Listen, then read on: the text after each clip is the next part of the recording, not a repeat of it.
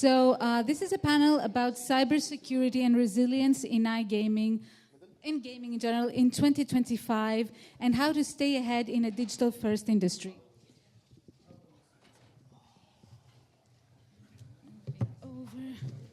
Thank you very much, gentlemen, for joining us. We are all cozy. We are the last panel of the conference, so yay for that. And please have your microphones and kindly introduce yourselves to our wonderful audience. Please, yes. My name is Marco Capozzi. I'm the Vice President of Security Technology and Research and Development at the Bulletproof, GLI. My role, the specific role is about developing new market, is about innovation as well as growing the client base. It's a very recent role, nice. But it gives continuity to what I started to do with Bulletproof and GLI throughout the years. Thank you very much. And Patrick. Thank you. So I'm Patrick Camilleri. I am the CEO of 56bit. We are an AWS advanced partner. Basically, we help our clients, mostly in the iGaming industry, to build infrastructure which is secure, which is performant, which is reliable, and that's what we do today. It's been a journey, Maria. I understand that. So the thing is that cybersecurity is also another kind of bubblegum term that we use. We use it every day, and I bet that half of us who are not, even more than half of us, who are not really technical people, don't really know what we're talking about, right? We are just thinking about, okay, staving off some threats or a virus or whatever. But let's define cybersecurity, especially for iGaming, since we're discussing this, and be more specific. So what is really the problem? What is keeping up all night gaming operators? What is keeping up all night in terms of cybersecurity? So what are the actual threats and problems?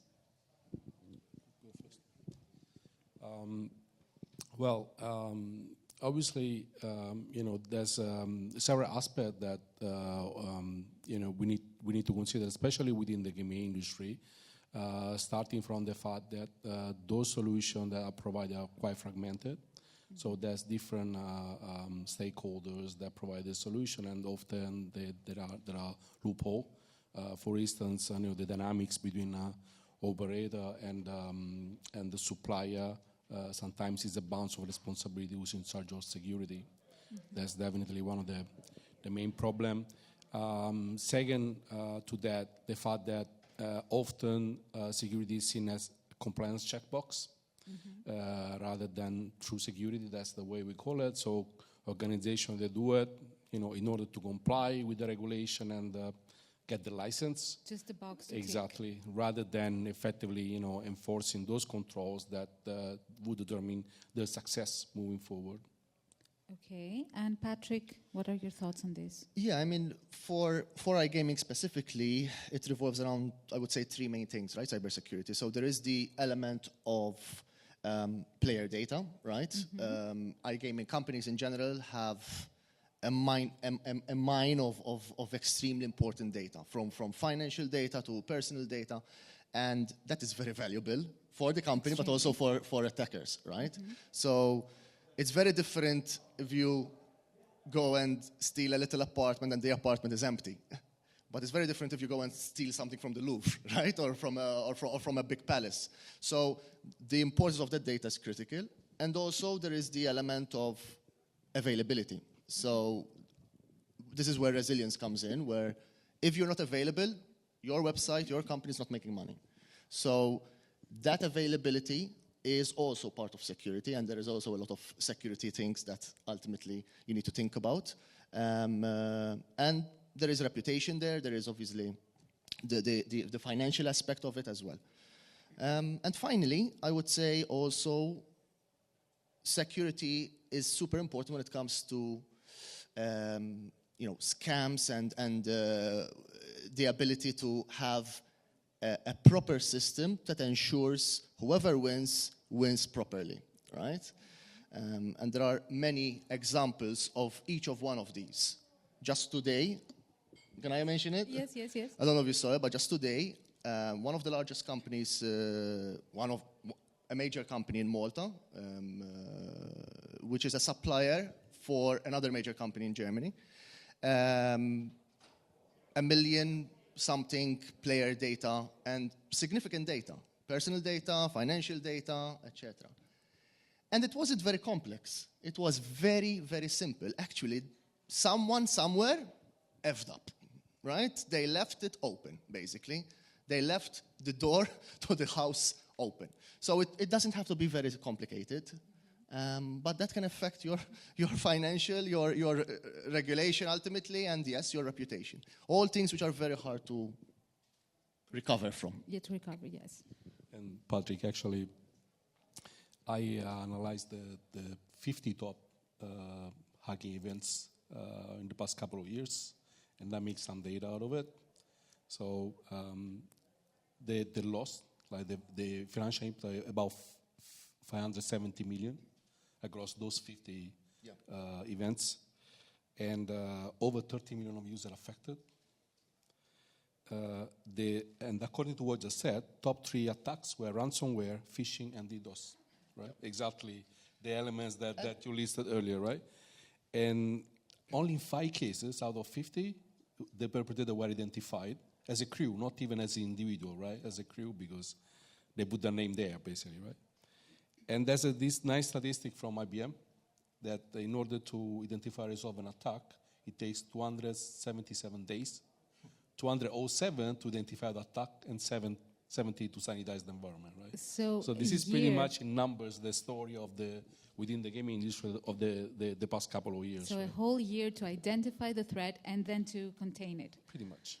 Okay, I think you pretty much named some of major cyber attacks.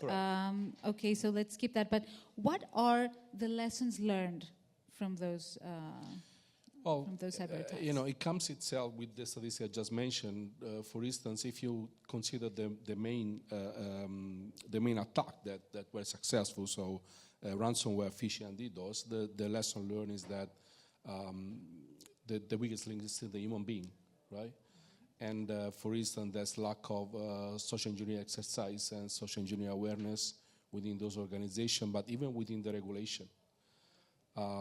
Another lesson is that we should really be applying a zero trust approach, where actually we assume that all the parts of the system are compromised and they need to constantly authenticate themselves.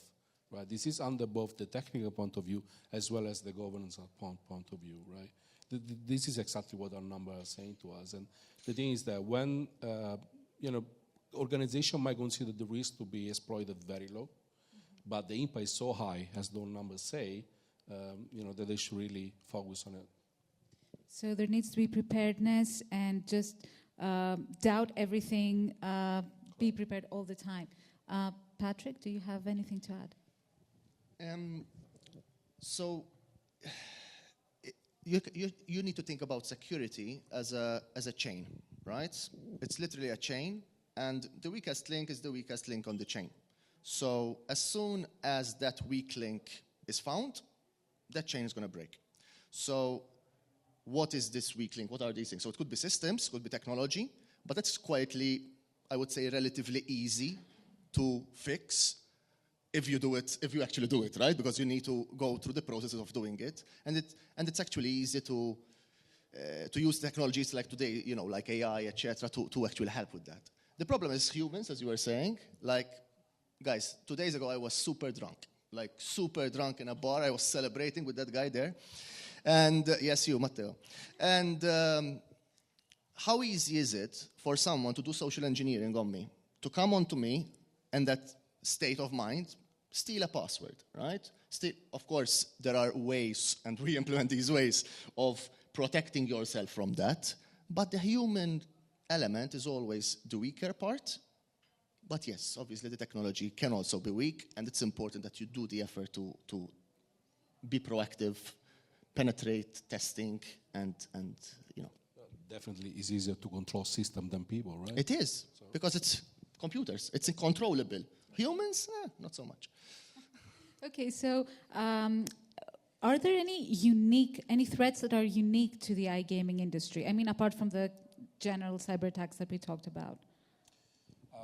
Well, first of all, the volume of transaction that there are within the gaming platform. This is pretty unique, comparable only to banking or to big e-commerce like Amazon. And those are real time, which means that you have no time to think about things, right? You need to process that on the fly, and you cannot just take the time to validate whether a transaction is legitimate or not, for example, right? Because it's real-time transaction. Yes. That's the first issue. Second one, obviously, as I mentioned earlier, the complexity of the relationship with the different actors within the solution. So you have the operator, you have different provider, payment provider, right? Yes, and we will delve into this as well. So a huge vulnerability is the need for real-time transactions, and a huge amount of those, especially in sports betting, for example, with live events and all that. I don't know if Patrick wants to add something. I want to say that most of the time, iGaming companies, they usually start smaller, right? And when you're smaller, it's less complex and there is less volume, which makes it slightly easier. There are still a lot of things to take care of, but makes it easier on the security front and other fronts as well. As you scale, and as those volumes increase, as the complexity increases, the challenge scales with it. So there is a journey here as well. It's not just, I'm secure, I'm not secure. These are layers upon layers of, like a chain, right? Like you said, yes. So we are talking about layers, and in iGaming there are multiple layers in terms of operation. So we have the B2B providers, we have the operators, the payment systems. So where does responsibility for cybersecurity lie? Actually, it seems a very straightforward question, but it's a lot more complicated, right? The question itself. Like, for example, where your servers are located, right? That could be it could make a difference. So which jurisdiction you are operating for, right? So you have to be licensed for that jurisdiction. And what are, again, all the pieces that make the solution. So there's some regulation that regulators that they license both operator and providers, and some regulators that they license only the operators. And for them, the provider don't even exist. So everything is behind the operator, right? So, especially under the certification point of view, we see a bounce back of responsibility that is very typical. Mm-hmm. So the operator would tell me, is the provider who's giving me the entire platform and nothing to do with security. And the provider would say, well, I'm not even licensed. What do you want from me, right? So that's a typical situation that we have to face when we support our clients for the certification process, right? Okay, and how can this be remedied? Like, how can we face this challenge?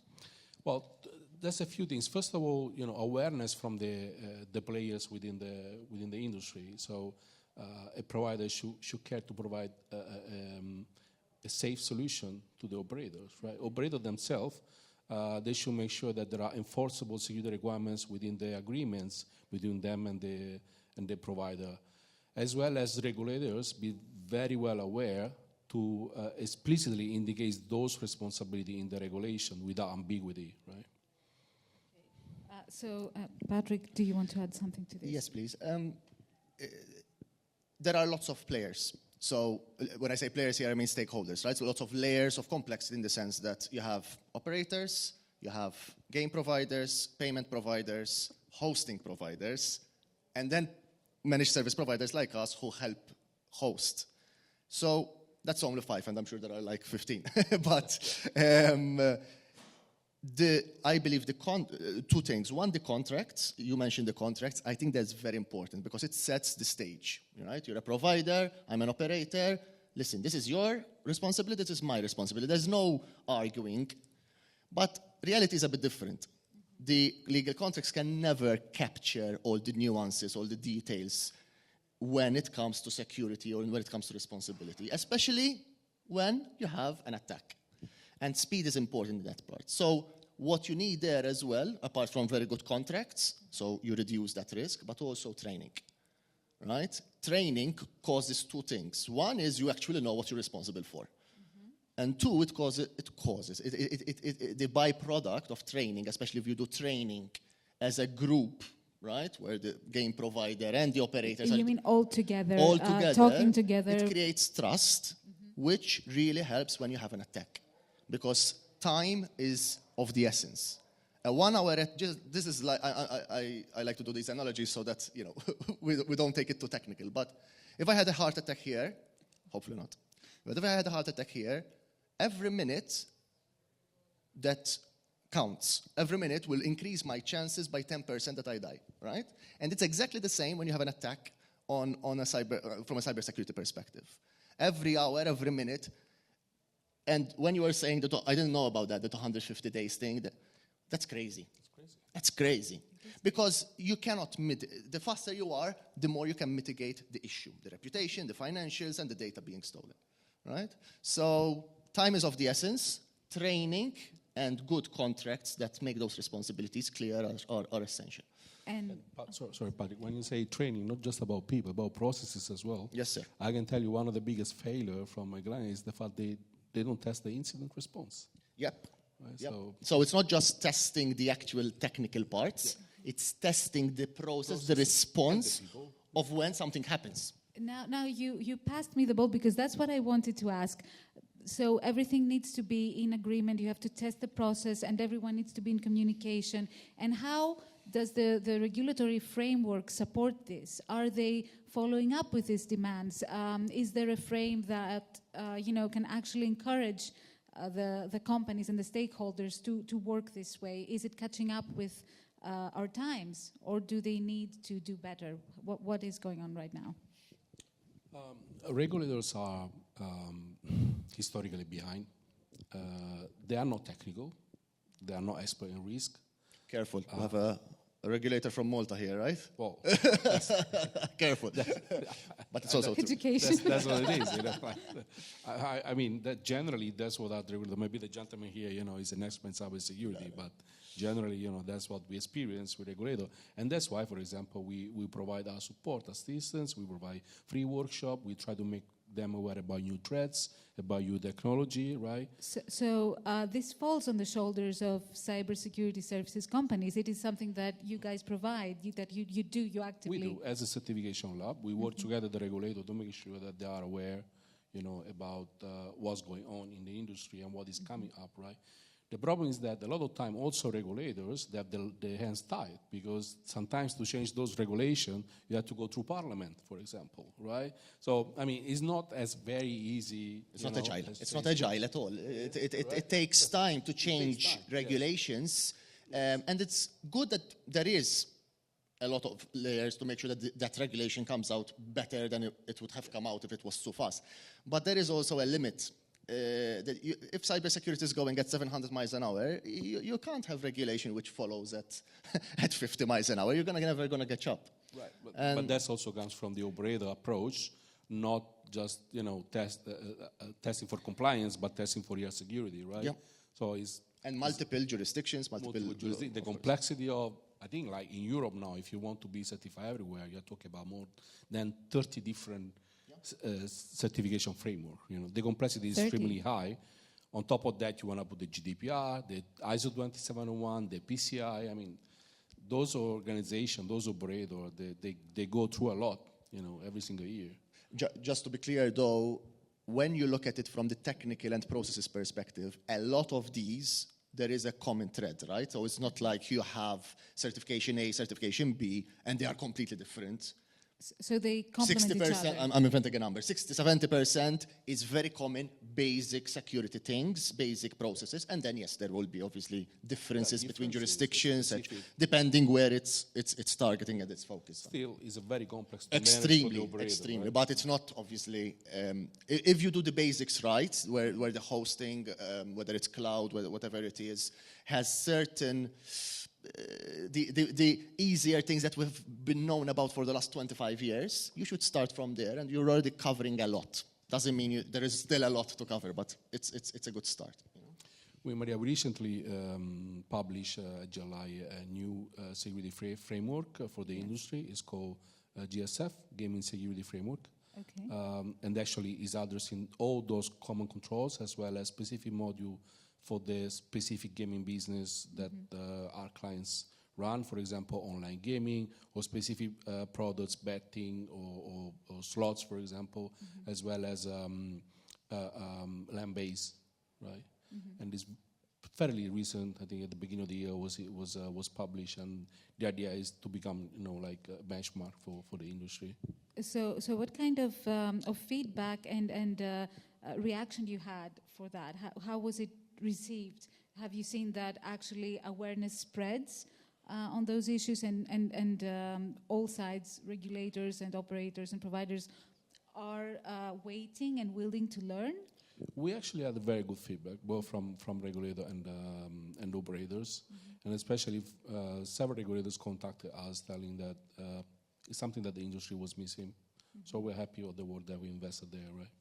And so I will deviate a bit from our questions, but since you described this whole theoretical background that needs to be had, practically right now, in terms of actual technology and measures, what needs to be applied to at least fill those gaps and be prepared, as you said, and do the social engineering while you learn and evolve? Look, the principle is the zero trust, right? If you apply that, then everything can be derived from there. And again, assuming that every system, every process, every piece of your organization is compromised. If you start from there, then you make sure that every process is always, and every system is always authenticated whenever it runs. And from there, you can build very strong security, right? And I'm sure you do exactly the same on your and it's zero trust everywhere, not only on the technical side. You can also do zero trust everywhere, including contracts, including... exactly. It's a mindset. It's a mindset, exactly. It's a mindset which you can apply to humans, you can apply to tech.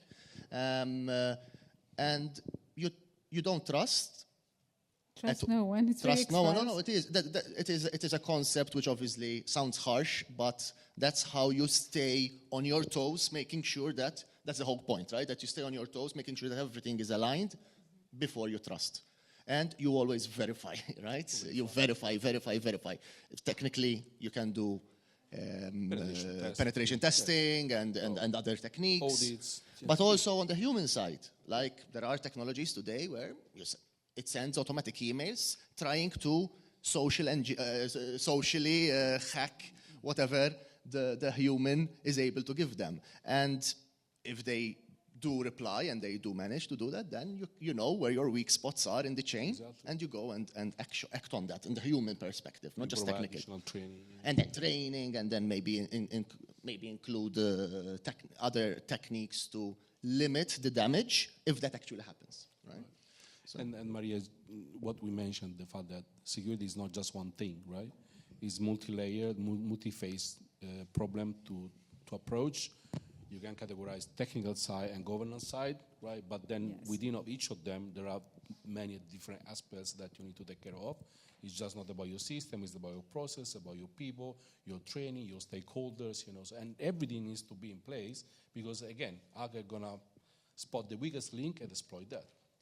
But if you had to pick one priority and the main thing for 2025, what that would be in cybersecurity? The zero trust aspect? Definitely. Even before any technical applications? Mindset. That's the mindset. Nothing to do with tech, just mindset. Okay, and that was a roller coaster. I think you pretty much answered most of the questions, but there is one that is kind of catchy, and I want to make it since we're closing. If you could bust one cybersecurity myth in iGaming, what would that be? Be cheeky, just express yourselves. Doesn't matter if it's recorded. Well, we are too small to be hacked. That's definitely. What is that? Too small to be hacked. Yeah. Typically, what hacker would do is they will review all your supplier, picking exactly the smallest one that is the weakest, hack your supplier, and try to escalate to the biggest company, right? So actually, just right because you are too small is what I'm going to try to catch the very beginning, right? Okay, so they could even be used as a vehicle to hack, a big organization. And this is exactly what happened in the majority of the case, Big organization, they invest a lot of money. They do a very good job to secure themselves, but then they lack in, verifying how strong are their supplier in many cases, and that's what happened, And Patrick, your thought? Well, he took it for me, so I'm... no, yes, I mean, we see this a lot, even with medium-sized companies, not just small companies, where, I don't know if this is a myth to break, but it's an important point. The basics, sometimes, they are left, they're not done, right? Again, this is like going out of your house and not locking your door, literally. Mm-hmm. That's the first thing you do. But what else do? You make sure that the keys that you actually, even if you lock your door, the keys you give them to people you trust, right? How do you trust if we are doing zero trust? You trust by verifying, right? So it becomes a chain. And I see still, after I don't know how many years harping on about this, I still see a lot of best practices not being implemented, unfortunately. And in this industry and even others, it is important for people to realize that they will eventually get hacked. Why do you think this happens? I mean, if these are such basics and no-brainers, essentially, why do you think this happens? Because the people who create the business, they don't necessarily have a background in security. You might have a great idea in games, so this game that everybody like it, but you know nothing about security, right? So the way you design your company or organization does have security principle embedded in it, and that's why you need experts that they support you in that. I think there is also the issue or the challenge of scaling too fast. In gaming, we see this a lot, right? Where companies start small and you either make it or you don't. But if you make it, zoom. And that does two things. It doesn't let you think, basically. It doesn't let you stop and think, okay, my system is growing. We were handling X, now we're handling Y transactions. But my system is still 10 years old, 5 years old, whatever. So when you're growing fast, it doesn't allow you that breathing room to start trying to be more secure. And it's important that you get experts on board who actually know what they're doing to do that. I don't know if you have anything to add, and I thank you for this great conversation. But to wrap it up, can each one of you repeat your companies and where can people find you to get more consultation, to really find their experts and avoid those pitfalls? So, Marco? My company is Bulletproof, a GLI company. We are specialized in security for the gaming industry, not only for that, but that's our specialization, and they can Google. Great. Find it out. And Patrick, one last time. So my company is 56-bit. We specialize in AWS hosting, which involves a lot of security layers, of course. And yeah, people can find me out here. Let's have a drink. Out here and follow. Maybe not, actually. Wait, no. Social engineering. Social engineering, yes. But there's also another networking break right now, but we're actually finishing up. We're closing, but you can network and you can follow the companies on LinkedIn and connect. And thank you very much for joining us. Thank you. Thank you, everyone. And the Prague Gaming and Tech Summit. A reminder, we have the Mare Balticum Gaming and Tech Summit coming up in late May in Vilnius. We will be focusing on the same even more important issues, and we will be covering the Baltics as well as the Nordics. So please feel free to follow Hipster, ask us around, and we would love to welcome you again. Thank you very much. Have a great time. And tonight there's the closing party, like Zoltan said, I think.